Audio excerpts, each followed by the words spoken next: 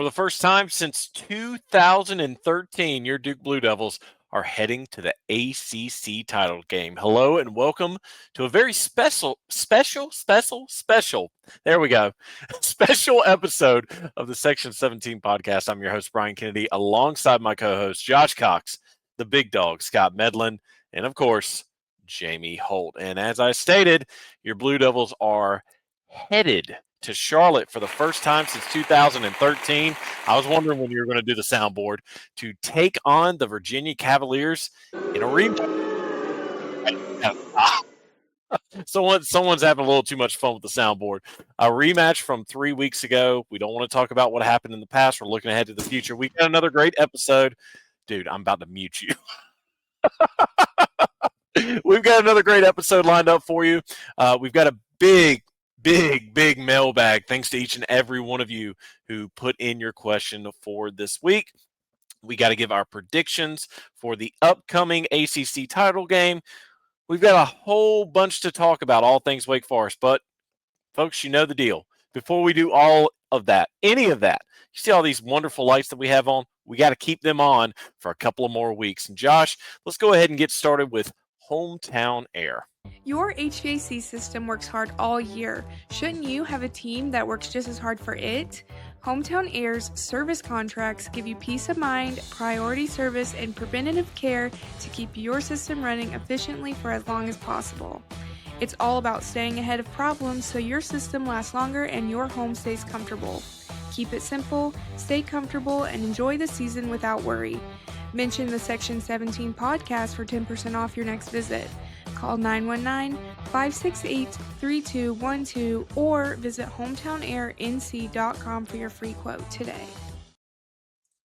Our thanks as always to Hometown Air for coming on and being a Hellraiser sponsor this year. This episode's also brought to you by Realtor Matt Lunsford Bliven. When it comes to buying, selling, investing, or building here in Durham and around the Triangle, Matt's always ready to help you move the chains. He'll quarterback the whole process from kickoff to the final whistle so you never fumble a deal. If you're looking for a real estate win, put your trust in Realtor Matt Lunsford Bliven, helping you score big in the Durham market and beyond. For more information, email Matt at mlb@chapelres.com. And Matt informed us today he's going to be doing a ticket giveaway for the ACC title game. More details will come this week, maybe tomorrow, Josh. I don't know. Hey, by the time you're watching this, the There details will probably already be out. So, yeah. All right. We've got one more sponsor to thank before we get rolling. Josh, who we got to thank? Yeah, absolutely, man. We got some chips and salsa, bro. El Rodeo, North Duke Street in Durham, have come on this year as a Hellraiser sponsor. We want to encourage you. Get you a whole enchilada, a chicken enchilada. Get you a taco. Get you some fajitas. Don't forget the queso.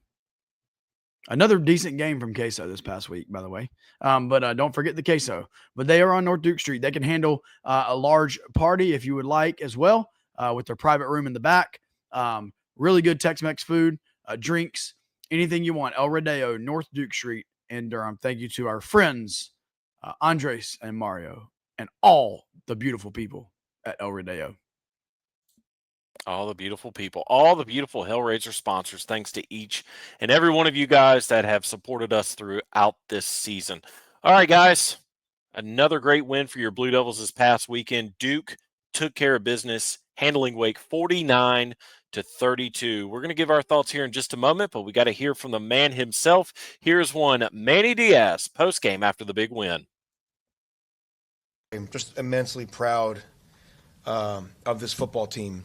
In a way, I told them maybe even more proud of this year's team than last year's team that won more games, but just what this team went through, what they had to overcome, how they had to stick together, and to cap that off with, back-to-back state championships, winning these last 6 wins in the ACC, first time since 13, only the second time since 89. There's just a lot of things that these guys have done that either have never been done here before or have not been done in a long time. And, senior day, one of the special things that makes college football unique. And I think of the guys that have been here the 4 years and you could just rattle off, and they deserve all the credit for all the accomplishments of what's happened here in the last 4 years. People like to talk about coaches and whatnot. It's players. And, like I said, I'm so proud for those guys and just seeing their faces in that locker room, knowing what they've accomplished, knowing how, they've just taken Duke and left it in such a better place than they found it. So the game was about as we expected. I think kind of similar to our season. It was never going to be about perfection. It was going to be about persistence. Wake, to their credit, we believe that they're an outstanding team. They've had a great year. I think Jake and the staff have done phenomenal. And we're going to have to play really well to have a chance. And, defensively, obviously, we're still a ways away from where we'd want to be, but to make some of the stops that we made and then to get the 4 turnovers. And we did know coming into the game that Wake was, bottom in power 4 in putting the ball on the ground, not necessarily losing it, but putting it on the ground, and that those opportunities would come. The turnovers in the second half, Chandler Rivers punching that ball out, tremendous. The strip sack at the end, tremendous. Special teams popping through, a big momentum play, Samir Hagan to start the fourth quarter. When they had kind of, sort of put the game back into, when we had sort of taken a larger lead, they got it back to close.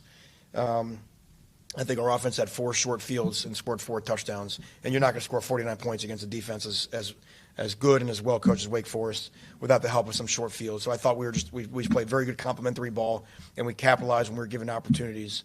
And then we had to make some tough plays in forming offense because they put everybody up there close, made it really, really hard to run the football. I thought all the yards that Nate and Anderson ran for today were well earned. Like I said, they're hard to run the ball against. But we had to make a couple throws there at the end to try to loosen them up. And the throw to Barcade and even the one at the end on the 4th down were just big-time plays by Darian and our receivers. So, like I said, really, really proud of our guys. Great way to finish the season. Just again, 6-2 in the ACC is something they should really, really be proud of. And then let's do questions. And that was head coach Manny Diaz, a long-winded head coach Manny Diaz, giving his post-game thoughts after the Blue Devils took care of business, again defeating Wake 49-32. It was the first time, fellas, since 1961 and 1962 that Duke swept in-state opponents in State, Wake, and Chapel Hill College. So a big accomplishment for Manny and his staff. So let's just jump right into it. Of course, Duke goes to 6-2 in conference play. If you're a Duke fan and you've been following along, you know good and well what happened after the Duke game with all things Cal and SMU. But let's just give our thoughts about the Wake game itself, and then we'll get into more discussion for the mailbag. Who wants to go first? Anyone? I mean, I'm going to go first, and I know you said we're going to talk about it later, but Duke is going to freaking Charlotte, man. Like, this Duke football team is going to the ACC Championship game. And honestly, like, they did exactly this weekend what they could do, and that is win the football game. That is all Duke could do, is win their game. Obviously, they had to have some help. And, a major shout out, to our friends out in Berkeley for taking care of business. We didn't know what was going to happen. We were watching that game, and we were, speaking of Duke football, that game was like a microcosm of Duke football this year, just watching that game. But anyway, as far as the Wake game goes, 49 points from this offense on that Wake defense, that stingy Wake defense. And for the fact that this Duke team put up 49 is pretty incredible. I have not looked at every final score from Wake this year, but if that's not the most points put up against them, it's got to be, top 2 of points put up on them for the entire season. Want to give a shout out to the run game, 4 touchdown runs, 2 each from Anderson Castle and Nate Shepard, the Nate Train and White Castle. And so that was awesome. Still don't know what to think about this defense. There were like some just Charmin soft zone going on in that secondary. But as Manny Diaz said in his presser, they did get the turnovers, and whether Duke did a ton for those or not, there was at least one that was legitimately forced by Duke. Others, like the interception that Deshaun Stone had, was a tip ball, but he was in the right spot. there was the drop there in the backfield, but once again, Luke Margot all over it 2 different times on fumble recovery. So, listen, at the end of the day, I'm so happy for the seniors. We're going to talk about that in a little bit as well. And listen, what do you want to do? Lose the last home game of the year? You don't. You want to win it. What do you want to do? Not give yourself a chance to play the ACC Championship game? No, you want to give yourself a chance. And Duke absolutely did that. And listen, calling out me and all of the rest of everybody who's doubted at certain times during the season, this team came in this past Saturday and did what they needed to do. Yeah, and like we've talked about the past few weeks with the defense, this defense needs to create havoc plays, right? Wake Forest still scored 32 points, but like Manny said, there was 4 turnovers. And they saw something on film. I mean, Manny even said they saw something on film. Wake Forest was, towards the bottom and at least putting the ball on the ground. They might not have actually suffered from them, all the turnovers, but they did a lot of just putting it on the ground. So they saw that and they knew that they could potentially take advantage of that. And they did. I won't say too much. I mean, Josh covered a lot of it. Offense put 49 on the board. That's amazing. And it's just, this whole season has been definitely a big roller coaster ride, but Duke's in position to do something special and something that hadn't been done since 1989, and that's win an ACC championship. I know we went to the ACC championship game in 2013, but that Duke team, unfortunately, had to play a juggernaut Florida State team. This year, nothing against Virginia. They are obviously a good football team. They beat us just a couple of weeks ago in Wallace Wade, but Duke can win this game, and we'll get into that more. I'm not going to go on and on and on and go through all the questions and stuff. But anyways, it was just a great game, a great end for the senior class. The winningest senior class. Did they mention something about it being the winningest senior class? It's got to be. It has to be. Yeah. I mean, this is 8-4 twice, 9-3 once, and then 7-5. That's got to be the winningest senior class. I thought I heard that mentioned, so I won't say that for sure, but I'm pretty sure I heard that mentioned.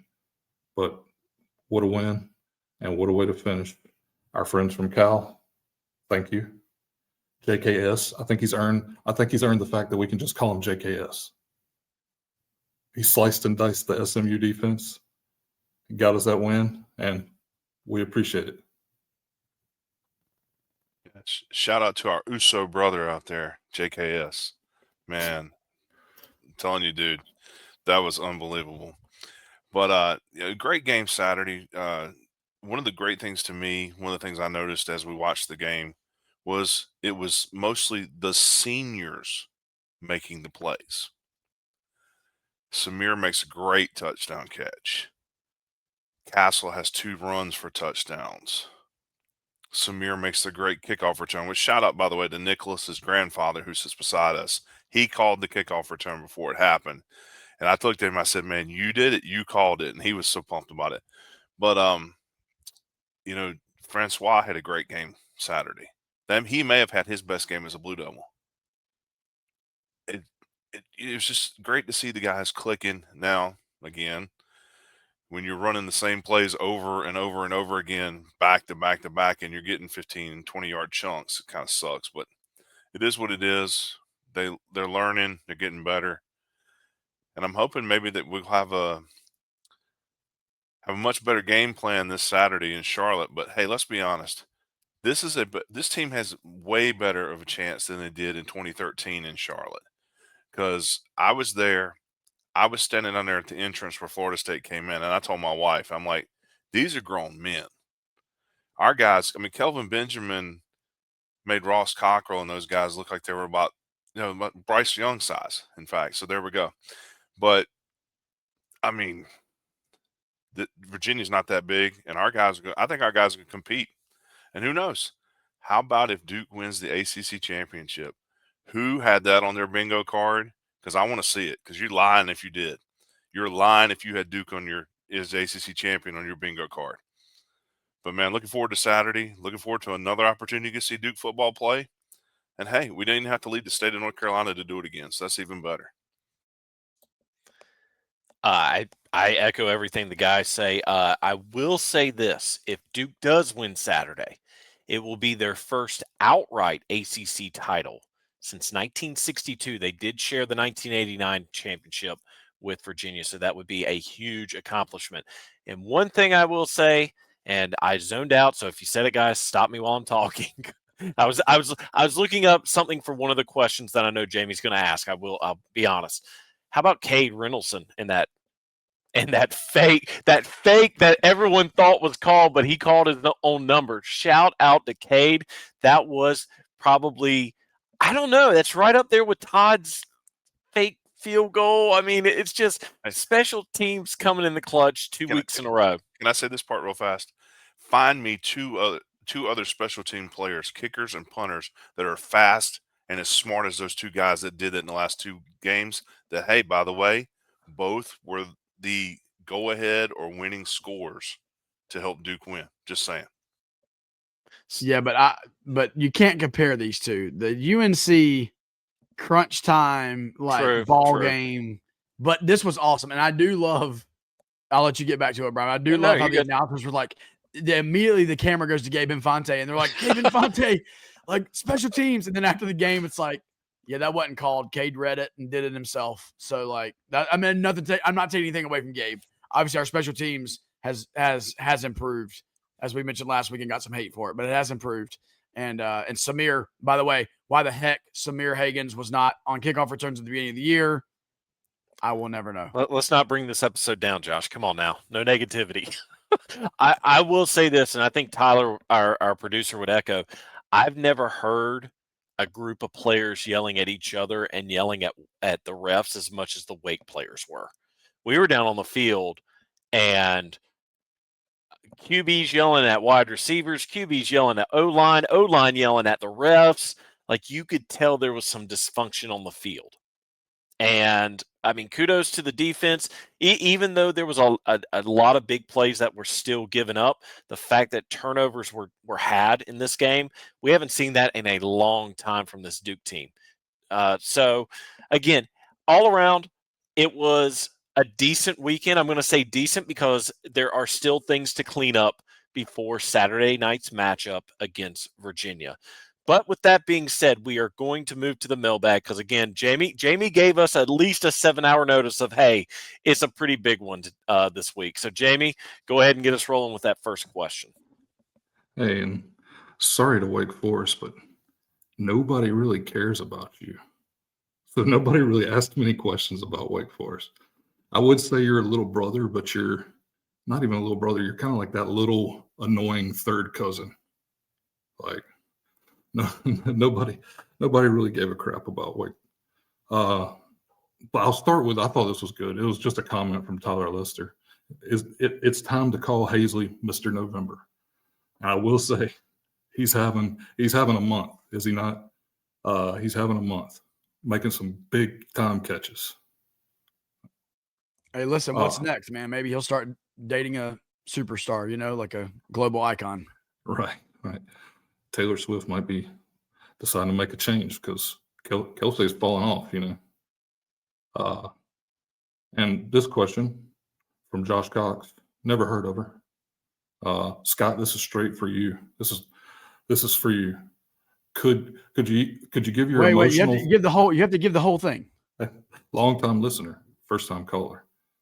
Could you give your emotional thoughts on the senior class and what they mean to you? Scott, get your tissues ready.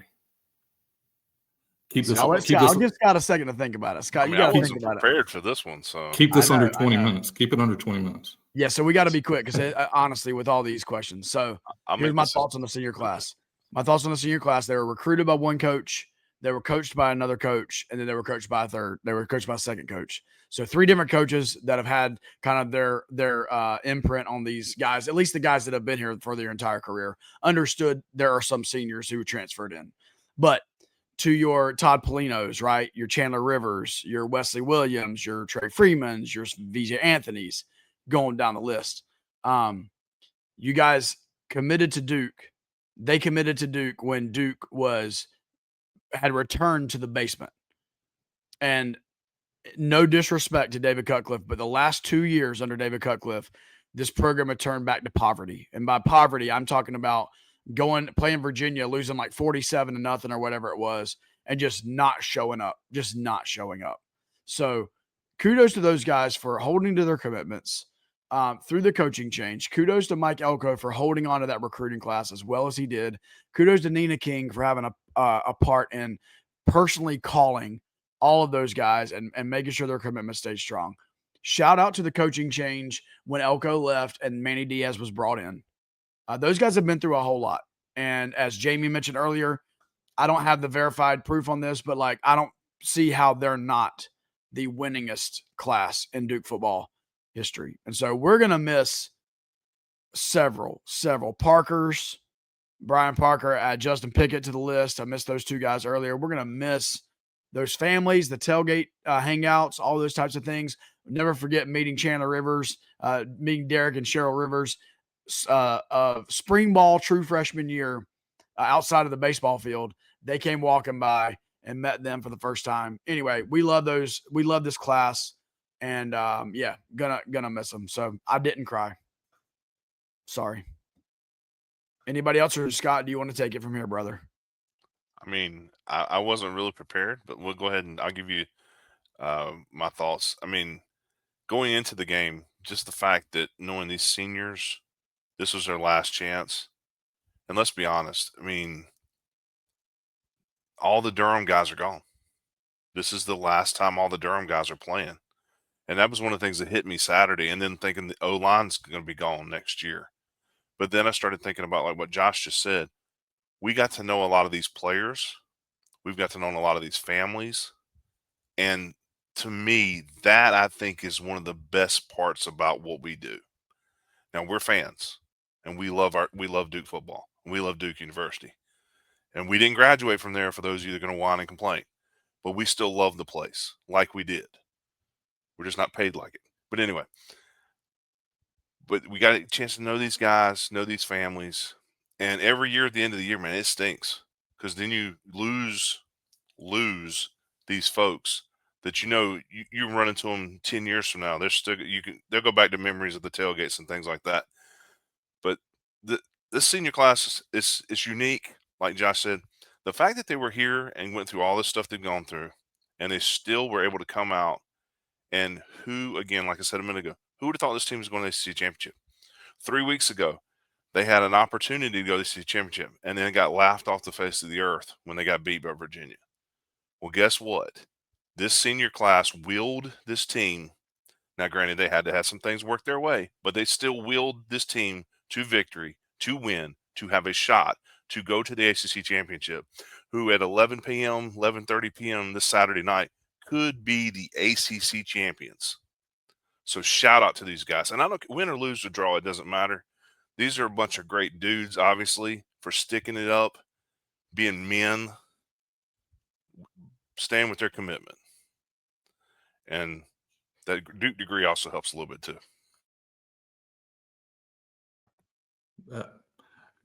And in the end, we're gonna miss not only the players, but like Scott mentioned, the families. You get to know all these kids, all their families.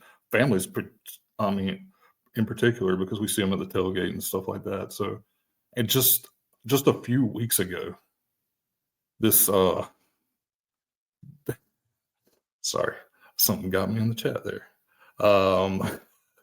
This Duke team lost to UConn, and a lot of people, me included, I even tweeted us that this Duke team might not even make a bowl game, and the senior class was a big part in turning things around, and it was turning things around and ending this season with a winning streak, beating Carolina, beating your rival, having one of the seniors, Todd Polina, take off and getting all the glory and looking like one of the greatest running backs in the history of college football. But I won't keep talking. I'll move on to the next question, which is also about the seniors. And I thought this was pretty good too, and it comes from our sponsor, Jamie Hagler. He says, pick 3 seniors. One gets drafted in rounds 1 through 3. One gets drafted in rounds 4 through 7. And one starts a 9 to 5 after the bowl game. It's a good one. That's a good one. So this is going to be. We did discuss this, and guys, feel free to jump in. If you Yeah, and want I think we all discussed this could, offline. we could all just have the ones that we discussed and just kind of leave it at that if you want. Yeah, we think the 1 I think through we're 3. in agreement. Yeah, we're in agreement. I think the 1 through 3 drafted in rounds 1 through 3. The one with the best shot of that is Brian Parker, as an offensive lineman, kind of following in the footsteps of one of the guys we've given sainthood in this podcast, and that is Graham Barton. So shout out Graham. So Brian Parker 1 through 3, 4 through 7. You got to stick with Chandler Rivers, and obviously, honestly, the only reason why you don't really maybe put him in the 1 through 3 is potentially just because of the size. When you get in the NFL, it's kind of a unique role that he'll have, but do have that. And then the 9 to 5. Don't want to make anyone mad here. So we got to go with the obvious. Who is the 9 to 5 guy as soon as he gets done? It's going to be our man, the Brit, the Alabamian Brit himself, Mr. Memorable Factor. But Brian had a good follow-up to that. His 9 to 5, Brian, give him it. It's not just a 9 to 5. Oh, he would be a media personality. Easily. He could do a podcast like we're doing. He could do a online TV show. Like, he's just got the it factor for that. So he already does commenting on. He does commentating on cricket games on his YouTube channel. So he could very easily become like a YouTube star or something like that. So it's not a bad does he have thing on YouTube already? He's got like a.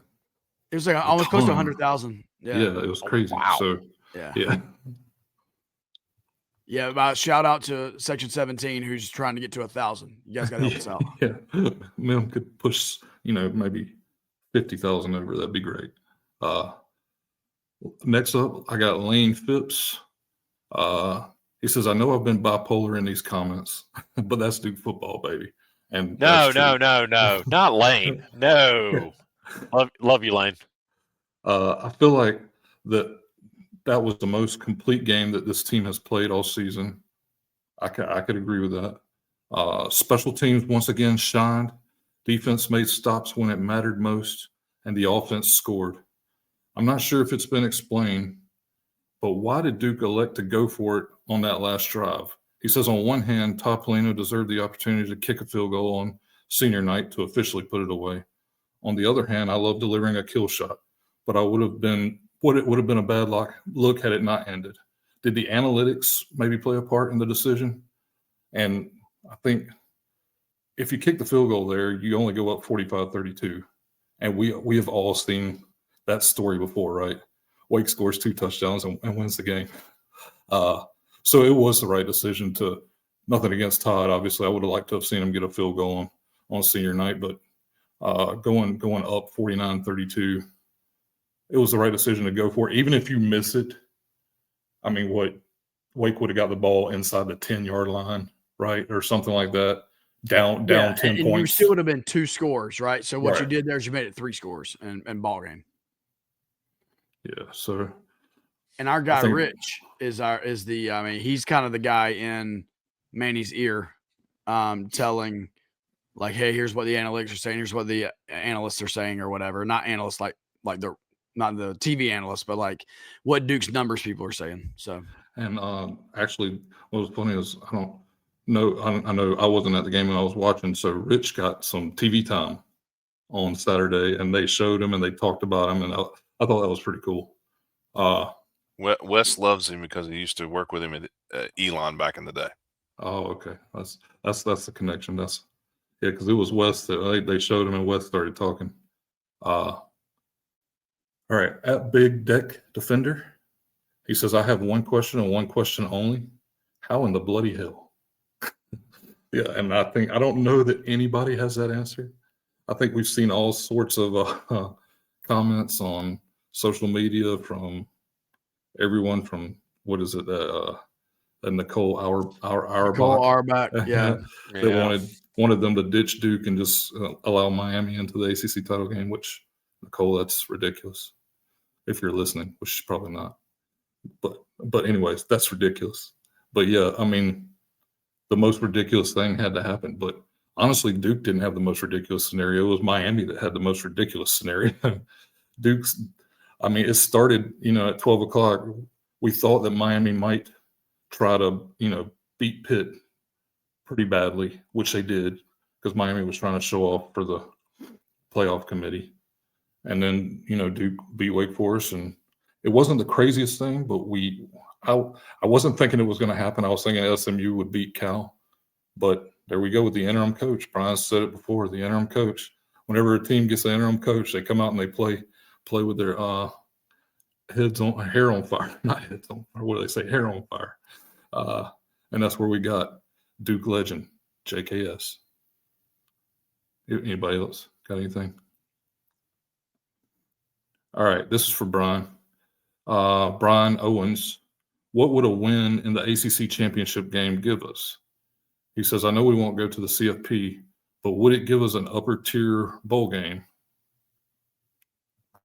Hang on a second. Let's pump the brakes, Brian. Because as we've seen, Coastal Chaos is alive and well, and it could be going nationwide this weekend. There is a small, and I mean small chance that Duke could make the CFP. But everything would have to line up in Duke's favor. Duke beats Virginia. JMU, yep, Scott. JMU would have to lose. There was another scenario. Someone else had to lose. And then Duke would have to get in based off of everything else. So I'm not saying it's completely out of the question, but let's give it a 5% shot. I see the chat, guys. You're not going to get me. As far as bowl games go, win or lose, it's going to be interesting for these bowls to select teams, and here's why. Let's say Miami doesn't get in. Let's say Virginia doesn't get in. Let's say Duke upsets Virginia and no ACC school gets in. The crazy thing is this. Even with Cal going to a Pac-12 affiliated bowl game for the last season that they had to, there's only 10 eligible schools. 10 eligible ACC schools for 11 bowl games. So that means there's one bowl game that will not have an ACC school in there. Now, let's say Notre Dame somehow doesn't get in as well, which I don't think – is that even a possibility, guys? No Notre Dame, and no ACC school. Okay. There is a possibility. Okay, then that would fill all 11 bowl affiliates. But here's the other thing. Duke right now is 7-5. There are no 6-6 teams going from the ACC to a bowl game. So hypothetically, and I'm just saying this just to prepare Duke fans, Duke could potentially go back to Birmingham or go to the Gasparilla Bowl or go to the Fenway Bowl because 7-5 is the lowest ranked team right now. On the flip side, if a bowl really wants Duke can leapfrog an 8-4 team. But here, guys, here's my question. I just thought about this. Duke loses to Virginia, they can't leapfrog an 8-4 team anymore because they will technically have had their 2 losses off of an 8-4. So Duke needs to win in order to leapfrog an 8-4 team. But even then, they would be 8-5. At which point, no, they can't leap a 9-3 team because there'd still be 2 losses. So there's still a lot to put into Saturday night's game. Obviously, a Duke win would have them at 8 wins, and they could possibly go to a bigger bowl game in some people's minds. Even if they lose, though, the possibilities are still out there. Because as I said, 7-5 is the lowest record for the ACC, which hasn't happened in a long time. Had Florida State won, that could have changed everything. It's just crazy. This has been the craziest scenario season of trying to figure out who's going where. Scott actually sends us in our group chat every week where everyone has us going. And almost every week it's 8 different scenarios from 8 different media outlets with 8 different teams that Duke's playing. So even win or lose, we're going to be heading into bowl selection Sunday really not knowing because there's so many teams packed within a 1-game scenario. So if Duke were to win Saturday night, that may actually be the biggest story over all the other championships. there's a chance. But if Duke were to win, we'll know by 12:30 Sunday afternoon that Duke is in the playoff or not. Obviously, if they're not in the playoff, they won't get announced. And then I think last year we sat here, we were finding out things at 2 that weren't true, 2:30 that were. It was just back and forth. I think finally by about 4 o'clock they announced where Duke was finally heading. So if Duke were to win, hey, we'll find out early. We plan on tweeting from the pod every rumor that we see just for Connor O'Neal. We want Connor to really enjoy Confirm that. it. We need him to confirm it. Officially official, Yeah. guys. Don't For forget li- that. It's got to for be little officially J. official. For little J. Little well, J. Well, this is, correct me if I'm wrong, this will be the possible third year in a row this happened to Duke. 2 years ago, everyone thought they were going to the Gasparilla Bowl to play Central Florida. And then at the 11th hour, they got flipped with Georgia Tech because they didn't want a rematch of the prior year's Military Bowl. And then last year, we were all singing the blues because we thought Duke was heading out west to play in the Holiday Bowl. We'd seen all these reports. Everyone was saying it's set in stone. Congrats to Duke going out to the Holiday Bowl. And next thing you know, the Holiday Bowl committee, they're pulling up the curtain showing Syracuse's helmet.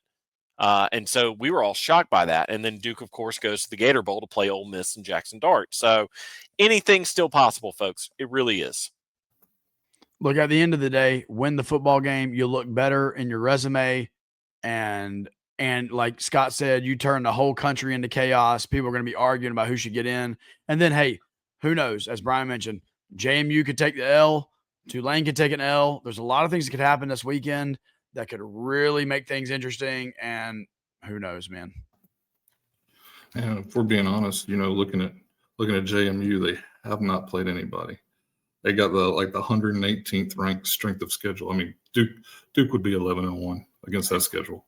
Plus, their coach is set to sign with UCLA after the game.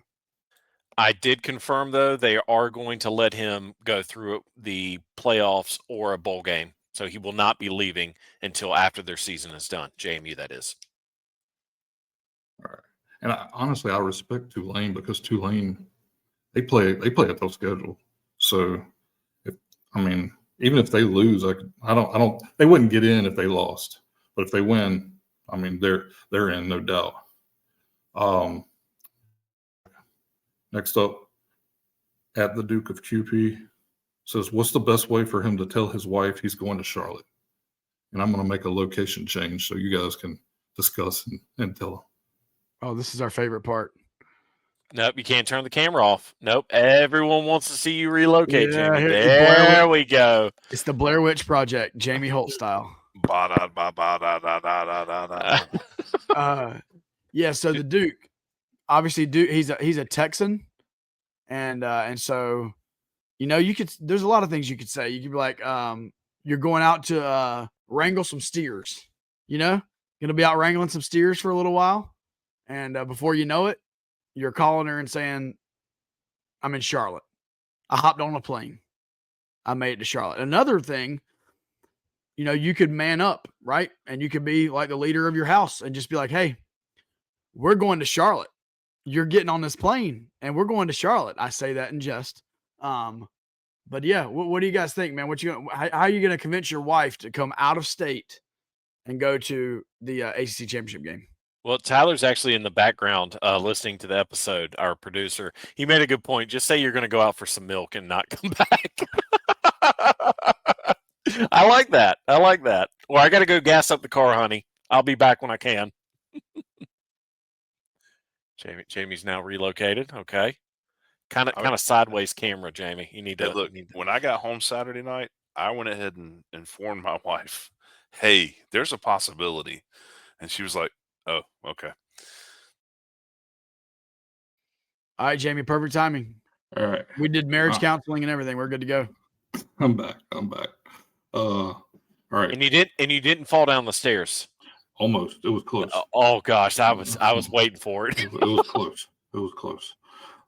At Sit in UK, Will Countess. I got it this time. I nailed it after 3 years or whatever. He said they demanded that Duke try in football. So they did, and here we are. Now y'all are sorry we listened.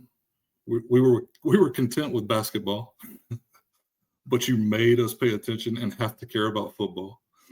And what if we blow up the ACC and CFP? You did this. It's your fault. I just thought that was a good comment. So I'll move on to at Timothy 08731120. Timothy Gonzalez. He's also in Texas, is he not? He is a fellow Texan. San Antonio, maybe. I think. Yeah, I don't know. Is he somewhere around there. Him and Wimby. So. Timothy Gonzalez and Victor Wembanyama. Exactly. He says, I still can't believe that we were playing Saturday night. My question to each of us is, what is the biggest concern heading into Saturday's game against UVA? And, I mean, for me, it's not letting Chandler Morris sit back in the pocket on 3rd and 14 and get 16 yards, because that's what we saw a couple of weeks ago. Whatever else y'all want to say, but that's my biggest concern. Yeah, to piggyback off of Jamie, my biggest concern is not getting pressure on the quarterback and being in a Sharman soft zone. If you don't get pressure on Chandler Morris and you sit in the zone, you're going to get carved up. So that's my biggest concern. My concern would be seeing the offense actually score, actually run the ball against that team, and maybe be able to make some passes down the field to make them, have to stay their offense stay on the sideline and make their defense do some work, because their offense was on the field most of the game in Wallace Wade. I would say my concern is getting off to a slow start. Duke's been notorious for it during the season, and the times where they haven't, where they've gotten off to a fast start and they've scored on their first drive, they've typically won those games. You can't have a start like you did against Georgia Tech where you drive it all the way down to the 1-yard line and have the botched handoff. You can't have it to where you have 1 or 2 series to where you don't go anywhere, because that could set the tone for the game. And this Virginia team, if Morris, as Jamie was saying, has plenty of time, they're going to carve up whoever's on the field, whether it's Duke, Pitt, Miami. Like, Virginia is, and again, Virginia apologists, they are a good offensive team. Brian is going to win either way Saturday night. Hey, if Duke wins, he's happy. If UVA wins, he's happy. I'm going to have a Virginia sweatshirt under my shirt in case if they win, I can just. You could be like one of those people that you see on TV that's like, you got half a Duke shirt, it could say DU, and then on the other side it says VA. I don't know. Brian's going to be on First Take next week. That's what it is. Next up, I got at Hey Wait What Huh? Says, what adjustments will Duke have to make playing UVA? Did playing them once already help or hurt Duke for this coming Saturday? At Bentley Weeks, it's a similar question. Sorry. At Bentley Weeks says he's still in shock. He wants to know, have we seen any noticeable change recently to make us believe that we can win this game, especially defensively? He said, I believe they can, and look forward to spoiling the ACC's year. Yeah, so let's remind ourselves, because we like to be realistic. The previous game against UVA, we left early. We walked out of the stadium. It was 31-3 at the end of the third quarter. We were done. So let's keep that in mind. This is the first time, I believe, it may be in modern history here for Duke football, that they will be facing the same opponent a second time in a season. So that is brand new. It's for sure brand new to this team. I believe it's brand new to the program, because I don't think in 2013 we had played Florida State earlier in that season. So brand new to the program. I believe the adjustment, to answer one part of the question, have we seen any adjustments? I got to be honest with you. No. We still gave up chunks of yardage against Wake Forest. We still gave up 3rd down and long. We still sat back in the zone. So, no, we haven't seen much change. We're better on special teams, it seems like, and the offense got back in rhythm. So, I got to be honest with you. We got to outscore Virginia. That's all there is to it. We got to outscore them. And the offense has got to show up. The Virginia defense made us look like a JV squad, and Darian Mensah and that offensive line and Nate and Anderson and the rest of them, they got to show up. They got to play a freaking 10 out of 10 game, and then it's going to be a shootout, and Duke's got to outscore them. That's my thought. Yeah, I mean, and can the defense create a havoc play? Like, can they get to Chandler Morris? Because 2 weeks ago they did not, and it was bad. It was really bad. I mean, I think for a while they were able to contain Virginia, like maybe for like a quarter. I don't even remember what the score was at halftime, but I think it was already getting out of hand even at halftime. But I do remember the 31-3, and then Duke scored a couple of touchdowns late to make it look a little more respectable, when in reality it was a blowout. So, and like Josh said, offense, put your big boy pants on, go to war. Got to run the football. Need Darian Mensah's best game. We need to see Cooper Barkate get out and get those big catches we've seen. Continue to use Jeremiah Hazley. He's a weapon. We've seen it more and more, as I said Tyler Lester mentioned earlier. November, he's been great, and I think they could have been using him all year, but like it just seems like here lately, the last couple of games, he's been making the big catches. He's been, getting run after catch too. So let's see. Next up, at Regina Lee _LA. While the Duke defense made some critical plays, Wake was, as Josh mentioned, she said, was still able to move the ball. Did Duke learn anything defensively from the Wake game? I'm not sure. Okay, shout out Regina. She was at the game, and she's going to be in Charlotte as well. So that's super cool. I think, and to not be sarcastic, because obviously we could absolutely go sarcasm with this answer. To not be sarcastic, I believe the one thing that Duke had to have learned this past Saturday is if you can somehow create turnovers, if you can somehow shift that momentum, if you can bend but do not break, then you set your offense up just to have a much better and easier time. And so, like, I don't know what that looks like. I don't know if that means that Wes and VJ just have a stellar performance on Saturday night and they're all up in Morris's face and he does not have time to get rid of the ball, and that forces an errant throw that results in an interception, whether it's getting your hand up and tipping a pass that results in whatever it may be. The Duke defense has learned, I believe, that they have to play Manny Diaz defense, and that is TFLs and sacks. That's what it's got to be. And Virginia was ripping off big runs too. Like they were hard runs. Like they ran the same counter run that Carolina scored either the first or second touchdown, where the guy was on the right-hand side and ran to the left, and there was not a soul on that side of the field. And they did that 2 or 3 times against Duke. So whoever that backer or safety is on that side has to pay attention and not get caught up in the wash, because that's what happens. And Duke's getting burned on that at least 3 or 4 times. All right. At Ross Jacobs 684. Do you guys think that Duke fans will travel, or will they be more UVA fans? Now, I know for a fact we've heard several Duke fans already going, but there's going to be a hell of a lot of UVA fans too. I do know that they're coming. They will be there. If UVA wins, I would say that they're in the playoffs.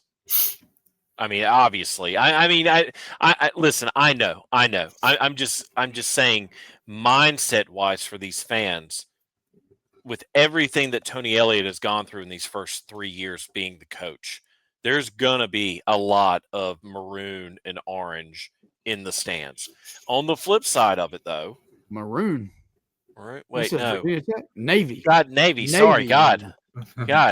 So Virginia Tech fans coming? Yeah, exactly. They might be coming to support the Wahoos as well. Man, good catch, Josh. My apologies. On the flip side of it, This is only the second time Duke has been in the ACC title game. And yes, I know the ACC actual title game has not been around for that long if you want to look at the grand scheme of things. But the chance for Duke to cap off a season where we lost to UConn however many weeks ago. And a lot of people, some of us in this room or on this podcast as well, were questioning a lot of things, if not all of us, after a loss that we should not have taken against the Huskies. So I have a feeling there's going to be a lot. It might, I don't know if it's going to be 50-50 because typically in an ACC title game, you've got half the stadium one color, half the stadium the other. We'll just have to see. But there's going to be a lot of Duke fans based off of what we've been seeing on social media. Fans are going to be showing out for the game.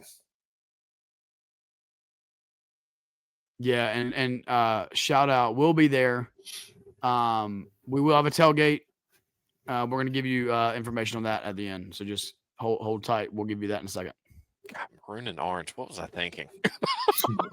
Hey, if the Virginia Tech fans want to come, they would actually probably be cheering for Duke, kind of like we would be if UNC was there. We were at the game. Hey, Virginia Tech fans, we don't play you guys as of right now until 2029. We would welcome you. Come on. Yeah, come on, cheer on Duke. I got one more question here. At Bleed in Duke Blue, our guy Sam says, I understand it's not happening and the committee won't allow it, but entertain me a bit. Is there a scenario in which Duke could make the playoffs with a win? Like, say we dominated UVA and looked impressive while a group of 5 school or 2 of them lost. Could Duke have a path or not? I mean, I'll take. We already kind of hinted at this. It is improbable, and like Duke's not even showing up on the percentages to potentially do it, but it could happen. Similar to what happened this past weekend. There would have to be like multiple things to take place, and then if for some reason they put Duke in, the entire country is going to go berserk. I've got it. I found a tweet that I retweeted. Is it Bud Elliott's? No, it is not. He's got one too. At College Football Nerds. I love this. I love the handle. It said the College Football Committee would have a doomsday scenario on their hands if BYU beats Texas Tech, Duke beats Virginia, and UGA or Georgia beats Bama. By rule, they are required to take the 5 highest ranked conference champs. Since Duke would be unranked, they must take either the IU, Indiana, Ohio State winner, Big Ten, Georgia, BYU, James Madison, and then North Texas and Tulane. That would leave 7 open slots. These teams are light. I'm not going to go through all of it, but basically that scenario would still give Duke a chance to get into it, to the CFP.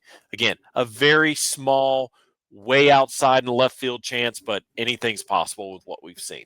And Bud Elliott had another one, I think Josh mentioned briefly, where I was reading his stuff, and he was basically going off the fact that if Duke beats UVA, comparing them to James Madison, even though, yes, James Madison is 11-1, their strength of schedule was 118th versus Duke was like 74 or something like that. And James Madison only played 1 P4 team, whereas Duke has 7 wins against a P4 team, which 6 in the ACC. So so 7 wins against a P4. The 1 P4 team James Madison played was Louisville. They lost by 2 scores. The rest of their schedule, very, very, very much underwhelming. I mean, I kind of think that Duke could finish 11-1 against that schedule. But I'm not here to slam James Madison either, because like we discussed in our group chat earlier, like James Madison, you play the games, it's on your schedule. They're 11-1. They're a good football team. But Jamie, is there no school that's not in your warpath? You went from talking about how Duke could get into, James Madison's got a terrible schedle. I'm not lying, though. I know, but you just find low-key ways to just throw teams under the bus. But I didn't. Hey, Tulane, I didn't throw under the bus. Tulane played. No, you didn't. You didn't. I will give you that. But then again, Duke has only themselves to blame for being in this situation. If Duke beats Tulane and beats UConn, You're 9-3. You're in the ACC Championship game. You beat UVA. You're in the playoffs. No question. You're in the playoffs. Okay, so just looking at the scenarios, kind of just devil's advocate here for a second. If Duke were to make playoff, now granted we're way ahead of ourselves, but let's just play the game for a second. You're talking about it if it stays currently 5-6 the way it is, because the two teams that are playing 5-6 right now are Oregon and A&M. They are not playing this weekend, so they're sitting idle. So you're either talking Duke going to Oregon or going to A&M. But you got to beat Virginia before they even comes to conversation, so we don't have to worry about all that stuff right now. That would be the greatest thing to ever happen. Duke going to A&M. Greatest thing? I don't know. Could be the worst thing to ever happen. Yeah, I think it's more the worst thing that could happen. Especially because 90% of the Duke fan base royally hates Mike Elko. It would be, and then there's a chance A&M would hang 70. And considering how really petty that man is, ooh. Oh, it Well, would be. It He would would be. only have something against the Duke fan. What? He would just have something against the Duke fan base, I guess, because there's nothing he could have against Duke personally, because Duke gave him the opportunity to be at A&M. But I can tell you a group of fans that would be right at that 50-yard line on Texas A&M sideline screaming at Mike the entire game. A certain podcast that comes out around the same time as we do. Love you guys, but I know y'all would just be screaming at him nonstop. It would be entertaining. Yes, it would. It would. All right. I wonder if Noah would lose another shoe. For sure. Yeah. Is that it? Yeah, that's it. All right, man. That was a big old hefty sized edition of the mailbag. Thanks to each and every one of you that submitted your questions, and to those of you we couldn't get to, hey, it is what it is. Ask us another question next week. Hopefully, after we are celebrating Duke winning their first outright ACC title since 1962. All right. Yeah, it's prediction time, Brian. So last week we had a winner, and let us know who won. They got the hat. Yes. And then that was the Nike hat. And then tell us, I don't think you have a visual of this, but let everybody know what they're going to win, because this one was improbable. We didn't know this week was going to happen. Yeah, we're going to have to call an audible this week. So Kimball Wallace, two-time winner this season, he predicted Duke to win 45-28, so not off by that much, 8 points total. So good job, Kimball. Your hat is on the way. And guys, we forgot, season prediction winner. Season's technically over, and we're not including postseason play. So I spent Sunday going through all 67 entries. Thank you to each and every one of you that entered before the season started.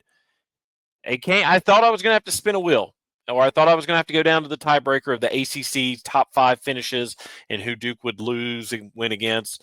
But there was one person that stood out amongst the rest. Let me see if I can. Oh, I lost the email. Shoot, I was gonna list the accolades this person did, because I was pretty impressed. Give me 1 second. So I can tell you what this week's is while they're looking. Yeah, you do that.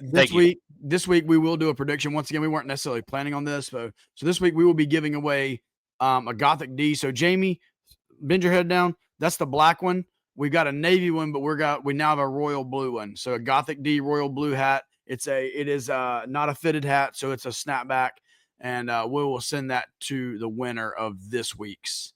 It's not a maroon colored one. It's not maroon. It is okay. Royal. Okay, I found the email. So this person rightly predicted Darian's passing touchdowns on the nose for 28, right? Yeah, 28. Cooper Barkate to lead the team in receptions and receiving touchdowns. He predicted VJ Anthony to lead the team in sacks. He predicted Deshaun Stone to lead the team in interceptions. There was a 4-way tie there. He predicted Todd to go over his extra point total, and he got 3 of the 5 side bets predicted correctly. So Brad Paris has won the season prediction giveaway. Go ahead, Josh. Brad Paris, former Duke football player. Hey! Shout out to Brad Paris. Great dude. Great dude. So, Brad, I have officially mailed out your hoodie, and looking forward to seeing you rocking that. Maybe I know we had some lovely banter that Saturday night when I was basically almost jinxed Cal from winning the game. But again, congratulations to you. And again, thanks to each and every one of you who put in your predictions. And it was a close one this year. It really was. Okay, it's time. I have a question, Brian, before we give our predictions. Yep. We're gonna be the away team, I'm assuming, because we're the lower seed, so we would be Yes. wearing white. Yes. So Okay. if you're listening or watching us, you have to go off the premise that we are playing in an away game. All right, got you. Okay. Unless the ACC wants to do something cool and do color rush, like all orange against all blue. They did USC and UCLA last weekend. They let them play the color rush game, and it was beautiful on television. All right, Jim Phillips, if you're listening, which I know you are. Shoot. Jim Phillips, don't even get me started. I saw the commission. I nodded at him. Now, did he nod back? No, of course not. Hey, I'd be fine with. Not to give anything away, but I'd be fine with icy whites. All right. Calm down. All right, entering Saturday night's game, 8:00 on the ABC network. If you can't make it to Charlotte, Duke enters as only a 3.5 point underdog. It started at 2.5. It's gone up to 3.5. It figures. Over unders 57.5. I think Vegas thinks there's going to be some scoring in this game. Now, entering Saturday's game, Duke's offense averages 34 points a game. Virginia's offense averages 33 points a game. Duke's defense gives up 29 points a game. Virginia's defense gives up 20 points per game. So, with that being said, who would like to start our bidding, guys, for the ACC Championship? Oh, Jamie would. Yeah, go ahead, Jamie. Please, the floor is yours. I'll start. I already gave away what I want the uniform combos to be. I'll go with the icy whites with the Hellraiser. I would love to see that. I think that'd be great to wear Saturday night in Charlotte on a national game, on a national stage, for a potential chance to win a ACC title. Like we mentioned before, I think honestly the defense is going to be key here. Can Duke slow down Virginia enough? And in my opinion, they will. They will. I think Duke wins, but it's going to be a shootout. It's going to be a shootout. Mensa's going to bounce back. The offense is going to bounce back. They're going to have a big game Saturday night in Charlotte in front of the world. Duke wins 34-31 on a Todd Pelino game winner. Cue the Titanic music. I'll go next. Man, this is tough. I mean, I know I said don't look to the past, but I still think back to that 31-3 in the third quarter, walking out of the stadium. I'm not ashamed to say it. That was just bad football. Oh, after that game, though, Duke wins against UNC, and they win against Wake. This is going to be a tough one. Rain was in the forecast for that night. Now that rain has been projected to move away, I don't think there'll be any precipitation in the area for the game. I'm going to do it. I'm sorry.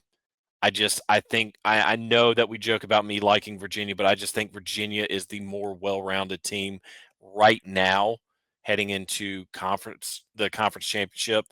It's going to be a close one, but I'm going to have Virginia winning this one 35-28, one touchdown. As far as the jerseys go, you know what? They did the reverse Oreos this week.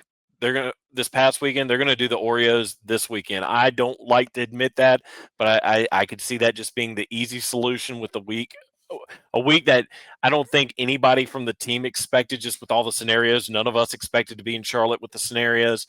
But yeah, 35-28 with the Oreos heading into Charlotte. Who's next? What's on the helmet? Oh yeah, that's a good point. I think we're gonna go with the state helmet, the state win helmet, as we always like to say, with the Gothic Duke on it. Okay. All right, I'll go next. By the way, we neglected to say this. At the beginning of the year, the number one goal for this Duke team was to go to the ACC Championship game. True. Number one goal. They said it. We laughed 2, 3, 4 weeks ago. But they're there. Not the way they thought they were going to get there, but they're freaking there. Shout out. I actually think they're going to go like a traditional blue, white, blue. Just because I think they're going to kind of treat it like a bowl game, and Duke typically likes to wear traditional stuff for a bowl game. But that's not what I want them to do. So I'm going to go icy white, Jamie, and I'm going to go with the Gothic Duke on the white helmet. So icy whites all the way through with the Gothic, and then I've picked against Duke a few times this year, and they've proved me wrong a few times. My logic has to win out in this one. Virginia wins this game, but it is going to be a high-scoring affair, and I have Virginia winning this game 42-34. 42-34. Wahoos. What did Jamie pick on his helmet? He had the Hellraiser. Icy white with the Hellraiser. Yeah. Okay. That's the one time I zoned out. Okay. So uniform. I agree with Josh almost.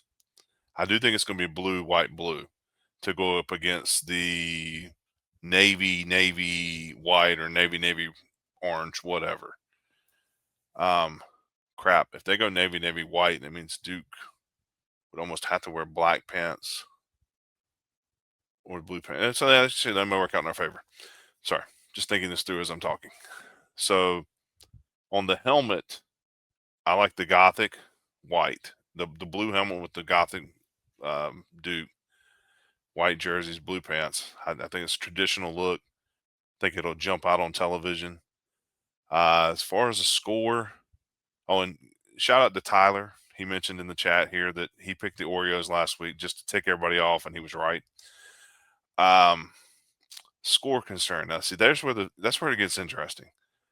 I said it last week. I'll say it again. I'm not going to pick against Duke ever. I don't care who they're playing. That's just not going to be me. I'm going to toe the company line. I'm a Duke guy. I just cannot do it. Now, if you talk to me privately, I'll tell you what you need to hear. But on here, can't do it. Just not me. And to the point where I'm almost going to pull out the same clothes I had on last Saturday, down to everything, and wear that Saturday night in Bank of America Stadium. So yes, there you go. I'm not just superstitious. I'm extremely stitious. Okay. That's just how I am. And nobody's giving Duke a chance. So, hey, I'm all for that. Duke's better as the hunter instead of the hunted. So that being said, I'm going to say 31-28. Yeah, I know I'm rambling. Leave me alone. This is my 2-minute tirade with me trying to figure out what the heck I want to say. So, and we didn't have a 2-minute tirade, so here you go. This is the other half of the tirade that started an hour ago. So I got 31-28. Hey, last week I said that the Duke defense would make a stop that would help win the game. I'm going to go with it again this week. I think the Duke defense makes a stop. I'm interested to see, honestly, though, if there's not Duke fans and not Virginia fans there, who in the non-colors of those two teams would actually be pulling for who? Obviously, if there's Carolina fans there, you know they're not pulling for Duke. But it'd be interesting to see like the Virginia Tech folks, the Miami folks, because there'll still be some of those people there that wasted money back in August and September thinking their team was going to make it, which Miami still has never won an ACC championship. But anyway, that's neither here nor there. So there you go. Go Duke. I think the seniors will this team to a win. This is their chance. This is not their final time to shine, but this is the final time in the ACC to shine. They've heard enough. They've seen enough. They've listened to enough. They've had people get on them about everything under the sun. They're not giving them a chance to do it. Go out there Saturday night on national television, surprise, shock, do what you got to do, and win the ACC title and prove that you are as good as you think you are. Just want to remind everyone, Scott had 3 people to sit through to think about what he was going to say on his picks, and then he had to figure out what he was going to say on his picks. That was like point number 4 on a really long sermon. When you're ready to get. If I want to pick on somebody about sermon points, I will pick on one of Josh's buddies with the same name, who has 1 AB, 2 AB, 3 AB. Shout out to my Gator friend. He did it last night too. It was kind of funny. But if Duke somehow does win the ACC title Saturday night, there will be grown men in the stands with tears. 100%. I will promise you money in my wallet right now. If they win the ACC championship, I will bawl like a baby. I'm going to go ahead and put it out there now. Who's taking that video? Put it on the video. I don't give a crap. Because if they win, that's nothing to be embarrassed of, my friends. All right, Nothing to be Roy embarrassed of. Williams, Well- dadgummit. So give me some updates as we head to the finish line here. We will be tailgating. Hard Hats, they're going to be a huge parent tailgate. Hard Hats, ourselves, some of the Boo Crew, some others. We're going to be hitting the tailgate. We don't have the menu and stuff set yet, but we do want to give you the details of where we will be parking, and that is in the McNinich Street lot. That is McNinich, McNinich Street, 704 McNinich, and also 624. Those are adjoining lots. And so either one of those, we do want to encourage you to come. It's going to be exactly like the tailgates typically are. Food will be provided. Everything will be provided, but you can scan and hit the Venmo or PayPal, whatever it is. I think Venmo for Hard Hat guys to help take care of them. We want to encourage you to do that as well. So those guys front a lot of money to make sure that everything's well taken care of, and they do a great job. So our shout outs to them. Shout out to everybody who hit up the tailgate this year. Had another good tailgate this past Saturday. Just a great time. We will have fire pits. We'll be rolling. We'll have TV out. We're going to get there about 12 noon is the plan. So if you want to come watch the Duke basketball game with us, we're going to be watching it at the tailgate. So that is McNinich Street. We do not have a Did You Know this week. We've already done Virginia Did You Know. Thanks for following us. YouTube, share this video, subscribe. We need subscribers. We would love to get to 1,000 as soon as possible. So if you can subscribe on YouTube, obviously at Section 17 Media, wherever you find us on Facebook, Duke Football Talk Group. And yeah, 5-star ratings and reviews. Brian, anything we missed? Nope. Next week's going to be another packed episode. We're going to talk all things Duke UVA championship game. We, of course, will know by then where Duke will be heading bowl-wise. Maybe the CFP. Fingers crossed. You never know. But be sure to take a listen because we will have our thoughts, all things on the championship game, bowl destinations. So we'll need your questions as well to talk through some things because this is really going to be one of the last episodes of the season. We will have next week's episode. We'll have a preview episode with our bowl opponent and then our reaction episode. And that will do it for the football side of things for the Section 17 podcast. But that'll do it for this episode. We're looking forward to seeing as many of you as possible in Charlotte for the big game against Virginia, 8 o'clock in Bank of America Stadium on Saturday. But for Josh Cox, for the big dog, Scott Medlin, there we go, for Jamie Holt, and producer Tyler Witt, I'm Brian Kennedy, and this has been another episode of the Section 17 podcast.